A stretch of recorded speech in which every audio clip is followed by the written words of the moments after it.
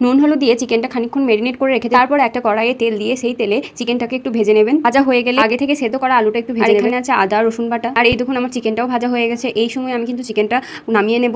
তারপর আমি কড়াইয়ে দিয়ে দেবো পেঁয়াজ আর দুটো কাঁচা লঙ্কা। এই কাঁচা লঙ্কা আর পেঁয়াজটা প্রথমে একটু ভালো করে ব্রাউন করে একটু ভেজে নেব। এরকম বেশি না ভেজে এরকম ভাজা ভাজা হলে আদা বাটা রসুন বাটাটা আমি দিয়ে দেবো। তারপরে আমি অ্যাড করব লঙ্কার গুঁড়ো, হলুদ গুঁড়ো, জিরে গুঁড়ো, আর সেরকম কিছু মশলা লাগবে না। আর অ্যাড করে দেবো একটা টমেটো। এই অল্প মশলাতেই চিকেনটা এত সুস্বাদু হবে, আপনারা শুধু একবার করে দেখবেন।